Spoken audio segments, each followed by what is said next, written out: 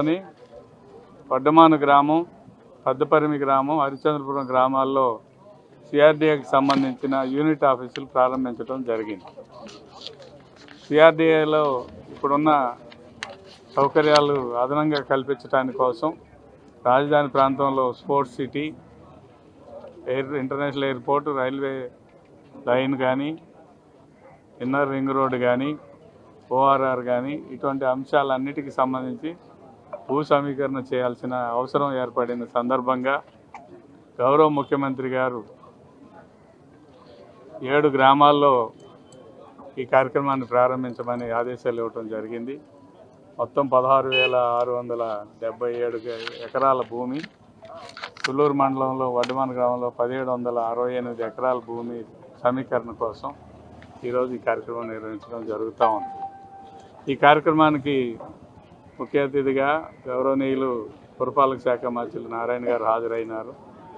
ఈ కార్యాలయ ప్రారంభోత్సవ సందర్భంగా కొన్ని అంశాల మీద స్పష్టత కోసం మేము గతంలో ఈ గ్రామంలో గ్రామ సభ నిర్వహించడం జరిగింది. అప్పుడు కొన్ని అంశాలు రైతులు అడిగారు.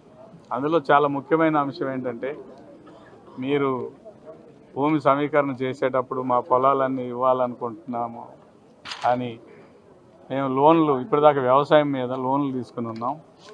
ఆ లోన్లు మరి తీర్చాలంటే వ్యవసాయం కౌలు సరిపోదు కాబట్టి మీరు మా లోన్లు తీర్చడానికి ఏదైనా ప్రభుత్వం నుంచి సహాయం చేయమని అడగడం జరిగింది. యాక్చువల్గా ఈరోజు ఇక్కడికి వచ్చే వరకు కూడా దాని మీద మాకు ఆలోచనలోకి రాలేదు. ఇక్కడికి వచ్చినాక కొంతమంది రైతులు అడిగారు, సార్ రుణమాఫీ ఏమన్నా చేసే ఉద్దేశం ఉందా అని. ఆ విషయాన్ని నేను గౌరవ మంత్రివర్యుల దృష్టికి సభాముఖంగా తీసుకెళ్తాం జరిగింది. దాని మీద ముఖ్యమంత్రి గారితో వారు మాట్లాడి గతంలో రాజధాని ప్రాంతంలో భూములు ఇచ్చిన రైతాంగ సోదరిమణులందరికీ కూడా ఒక కుటుంబానికి మొత్తంగా ₹1,50,000 రుణమాఫీ చేశారు. అది ఇక్కడ కూడా వర్తింప చేయమని అడగడం జరిగింది. దాన్ని ముఖ్యమంత్రి గారితో మంత్రి గారు నారాయణ గారు మాట్లాడటం జరిగింది. రెండోది, రాజధాని గ్రామాలు ఏదైతే డిపిఆర్లు తయారు చేసి మౌలిక వసతులు, రోడ్లు, డ్రైన్స్, మంచినీరు, కరెంట్ లైన్లు, స్టామ్ వాటర్ డ్రైన్స్, సామాజిక భవనాల నిర్మాణం ఇటువంటివన్నీ కూడా అడగటం జరిగింది. దాన్ని కూడా రాజధాని గ్రామాలతో పాటుగా దీన్ని కూడా డిపిఆర్లు తయారు చేయడానికి ఆదేశాలు ఇచ్చారు. ఈ ప్రక్రియ 60 రోజుల పాటు కొనసాగుతుంది. రైతులకు వచ్చే అనుమానాలు కానీ, ఎవరైనా పౌరులకు వచ్చే అనుమానాలు కానీ ఎప్పటికప్పుడు అధికార యంత్రాంగంతో పాటు మేము కూడా ప్రజాప్రతినిధులు, గ్రామస్తులు అందరితో కూడా సమావేశాలు నిర్వహించి ఎప్పటికప్పుడు వారు ఎదుర్కొంటున్న సమస్యల మీద ప్రత్యేక దృష్టి సారించి పరిష్కారం దిశగా కృషి చేస్తామని తెలియజేస్తాం. అందరికీ నమస్కారాలండి. ఈరోజు తుళ్ళూరు మండలంలో వడ్డమాను విలేజ్లో 1768 ఎకరాలకి ల్యాండ్ పుల్లింగ్ కార్యక్రమాన్ని ఈరోజు ఆఫీస్ ఓపెన్ చేసి స్టార్ట్ చేసాము. ఈరోజు 3 రైతులు, శ్రీ మైనేని సత్యనారాయణ గారు 4.01 ఎకరాలు ల్యాండ్ పుల్లింగ్కి ఇచ్చారు. అదేవిధంగా శ్రీ పి సాయి తరుణ్ గారు 1.75 ఎకరాలు ఇచ్చారు. అదేవిధంగా శ్రీమతి వడ్లమూడి శ్రీలక్ష్మి గారు 4.22 ఎకరాలు ల్యాండ్ ఇవ్వటం, దానికి సమ్మతిస్తూ ఫామ్ 1 ఈరోజు జరిగింది. ఈ కార్యక్రమంలో యాక్చువల్గా అనేక మంది రైతులు కూడా ఈరోజు పాల్గొన్నారు. అయితే ఈ యొక్క డిస్కషన్లో గౌరవనీయ శాసనసభ్యులు శ్రావణి గారు రైతులు అడుగుతున్నారని ఒక 2 విషయాలను యాక్చువల్గా నా ముందు 3 విషయాలు తీసుకొచ్చారు. ఆ 3 విషయాల్లో ఒకటి, ఈ విలేజ్ ఇన్ఫ్రాస్ట్రక్చర్ కూడా ఇమీడియట్గా చేయండి. రోడ్లు కావచ్చు, డ్రైన్స్ కావచ్చు, లేదా లైట్స్ కావచ్చు, అండర్గ్రౌండ్ డ్రైనేజ్ కావచ్చు.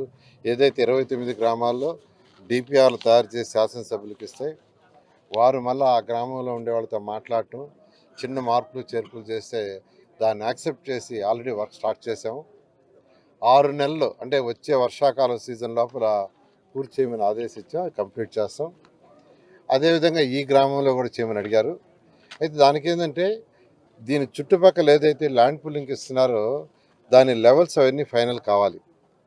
దానికి కొంత సమయం పడుతుంది. అంటే ఒక 2 నెలలు 3 నెలలు 4 నెలలు అది లెవెల్స్ కంప్లీట్ చేయించి అది అయిన తర్వాత ఇమీడియట్గా ఇక్కడ కూడా డిపిఆర్లు చేసి శాసనసభ్యులకు ఇవ్వడం జరుగుతుంది.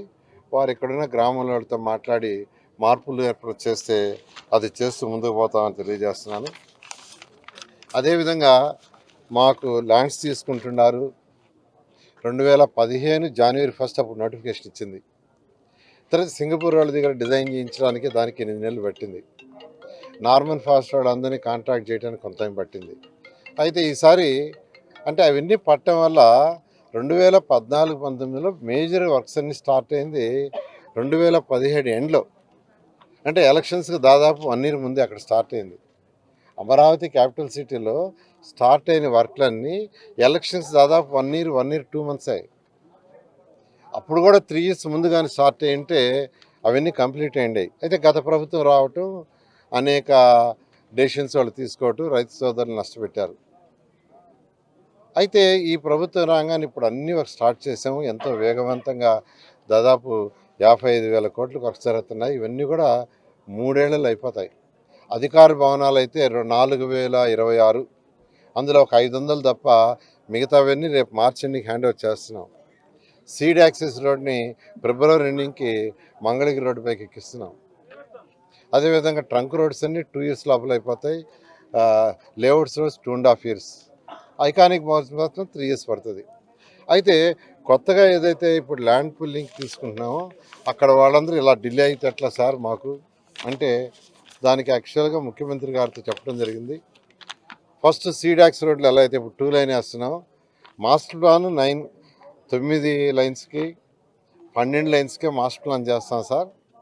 అయితే ఫస్ట్ ఒక 2 లైన్స్ చేసి ఫస్ట్ ఎలక్ట్రికల్ లైన్స్ ఇచ్చేస్తాం.